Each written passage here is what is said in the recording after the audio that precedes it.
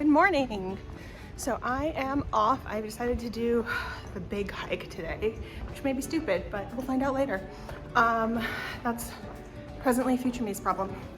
So I'm walking down the seafront where I was yesterday, and I'm going all the way down to the edge of the South Downs National Park, and I'm gonna walk along the coast. We'll see how far I go. There's a couple of different ways I can get back. None of them are very short, but we'll see how far I get. I had breakfast this morning at my guest house B&B thing.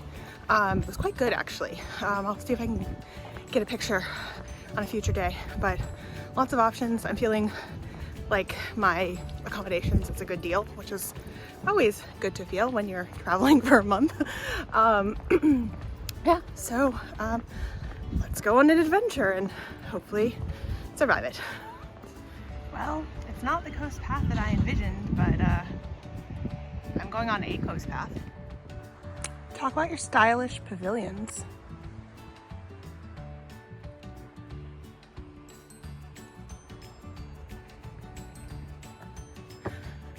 Well, when you walk in England, there's a ton of these cute little pathways. But they're usually very steep, so there's that. But you see pretty views. So I guess there's some payoff. Also very out of shape.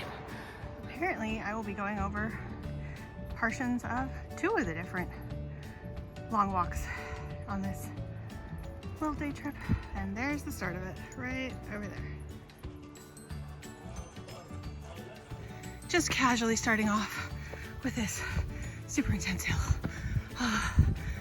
Just started. Already this is how high up I am. Really pretty. What a cool place for a soccer field. You gotta hike in, hike out apparently. I don't know.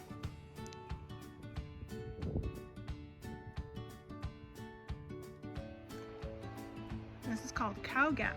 I'm not quite sure why. Maybe there used to be cows here.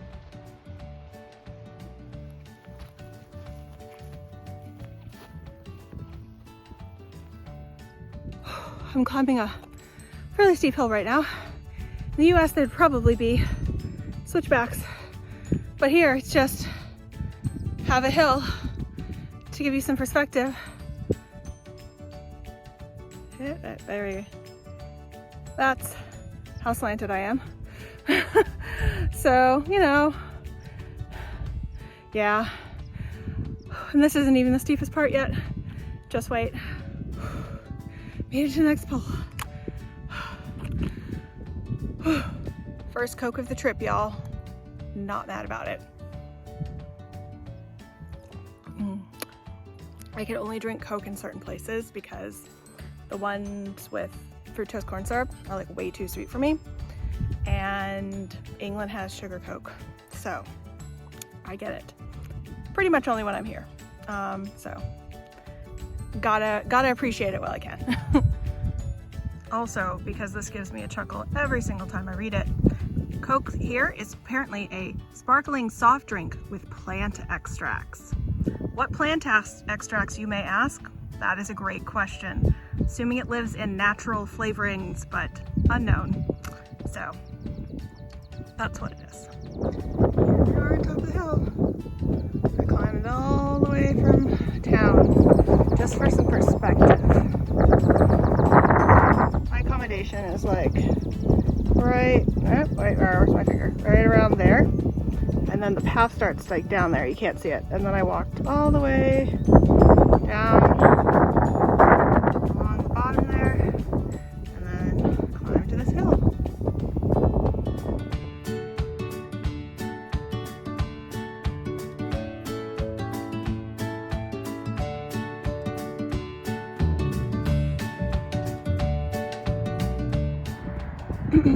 I've figured out why there's so many people in this area, and that's because there is a tourist attraction right there, Beachy Head, which is, this is a site that was really important during World War II in terms of launching off, I think it was airmen to the European front.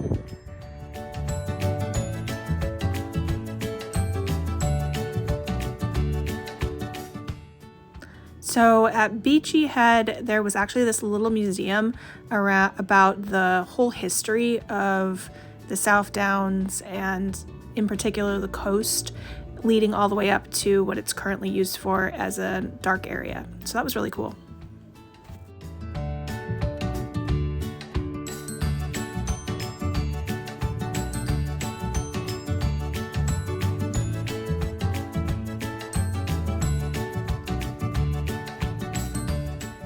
Little baby lighthouse.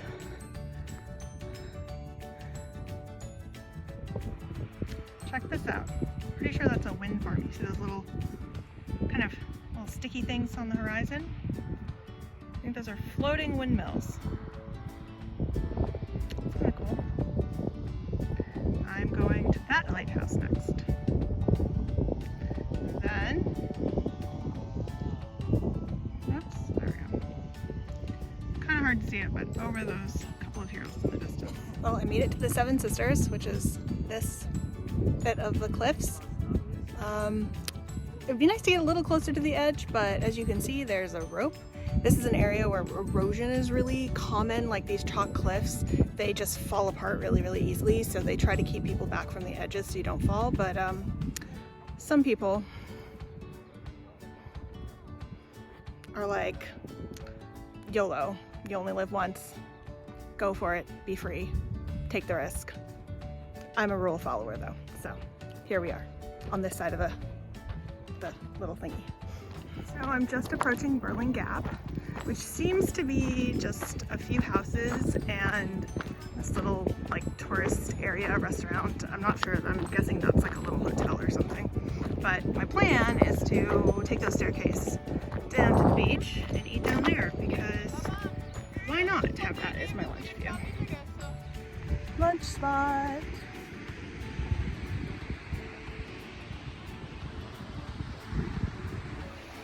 One last little view of the Downs before I of the Seven Sisters from this place before I continue on. Look at the water. It's not actually dirty, that's actually chalk. So all these cliffs are made of chalk and the water obviously has chalk underneath it in the sand and it gets stirred up and so it looks dirty, but it's actually pretty clean. And if it were a brightly sunny day, just past kind of these waves, it would be super bright blue. Mr. Whippy is the best ice cream truck name ever. I challenge you to find better. Okay, continuing. When you see these gates, you know you're about to walk into what is likely some sort of pasture. You can kind of see the fence. It's a way for the humans to continue through, but the cows and such not to know how. Let's see what I encounter. Just as we saw a World War II memorial, this is for a couple of people who died in World War I. Apparently this land was given to the National Trust in honor of them. Not a bad way to be remembered. So I just got to Brass Point, which according to the sign is the halfway point of the Seven Sisters. See, each of these hills, they're each together as the Seven Sisters because there's 7 hills. I mean, I count 8, but you know, semantics. So this is where I had lunch, and that was that like lighthouse thing, and then the little red one was down there, and then I came from way over there. But I'm going to Cuckmere Haven, I think is how you pronounce it. Who knows? But the plan is to cut up. There's this like estuary and little river up there, and then catch the bus from up there. Made it to the base of the estuary. Woohoo! And my list of things to do today. Mountain goating it down that steep of a hill. Not one of them. Halfway there. So this is the little river that goes upstream there, which I'm going to follow in a minute. But if you want to keep walking on this path that I've been on, you have to either do a river crossing when the river's down, which it is right now. You can see that would be high tide up there. It's really low. See, there's that guy. But it's all these like pebbly stones. So unless you have some sort of shoe, it's going to be not pleasant. And I have my waterproof hiking shoes on, which means if they get wet, it takes forever for them to dry. So I am not going to be walking across this body of water. However, I do think I'm going to walk upstream. What do you know? The sun has decided to come out just as I'm leaving the sea, which means no ultra blue water for you all, but I am going to take a walk through this estuary and try not to burn because of the heat. Not sure what this creature is, but it's very fuzzy and quite big, like, for comparison.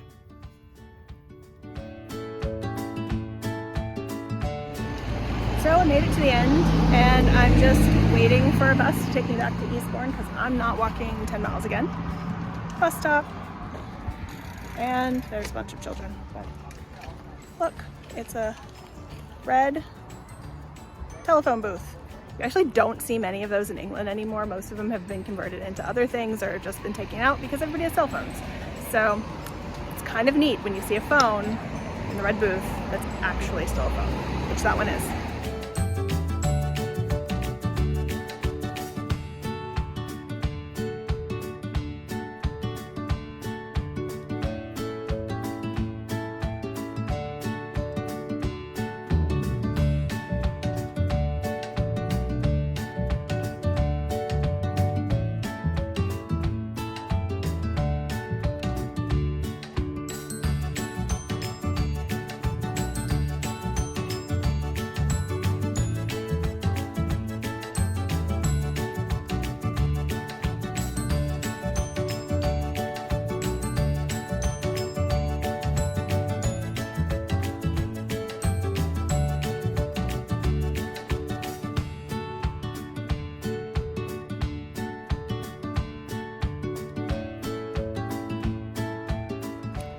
Well, it is not a, I don't know, 12-mile walk day.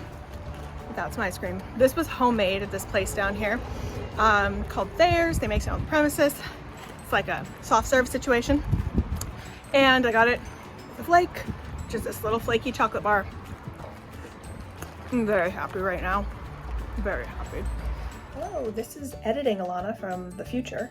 I realized that this video just sort of ends. It doesn't really feel like it's closed out at all. So I just thought I'd give you some reflections on my long walk day. At the end of it, I think my pedometer said something about, my Apple Watch said something about, I think I walked about 14 miles total. That's a lot. Not something I need to do every day, but I'm really proud that I did it. If I had it to do again, I probably wouldn't do the whole thing. I think I would start at Burling Gap. The bit before it is just sort of like very repetitive, I guess I would say. So I would say either Beachy Head or Burling Gap is where I would start, and then I would do the rest from there. You can take buses to these points, so it's not as if it's like super out in the boonies. Those were 2 points where there's a ton of tourism, so there's definitely, you know, ways to get there. So that's probably what I would do differently. But I'm glad that I did it, and I'm excited to have the next adventure in the next video. So thanks for watching.